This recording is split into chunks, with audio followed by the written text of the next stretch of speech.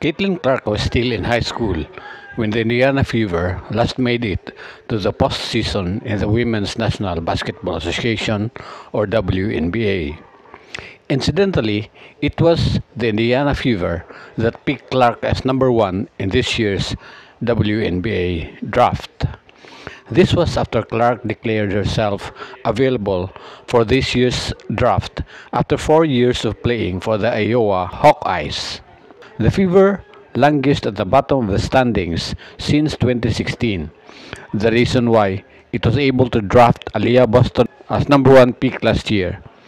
But with the entry of Clark, the Indiana Fever qualified for the playoffs, taking the number 6 spot in the standings. At the start of this season, when the Indiana Fever players were asked what their goal this year was, the unanimous answer was not to get a championship. Their wish was a modest one, which was to go to the postseason, meaning to qualify for the playoffs. With that goal achieved, winning a championship would be overachieving. The Indiana Fever suffered a first round exit given the lack of experience of their players and coaching staff. But that still would mean that this year's campaign is a successful one. Even if they lost to the Connecticut Sun, they should not hang their heads in shame. This team has achieved its goal this year, so on for the goal next year, whatever it will be. The highest that they could target next year would be a championship. The last time the Indiana Fever won a championship was in 2012, which is a long time ago. But that seems achievable now with this roster led by Caitlin Clark. For now, the Indiana Fever is the most popular team in the WNBA.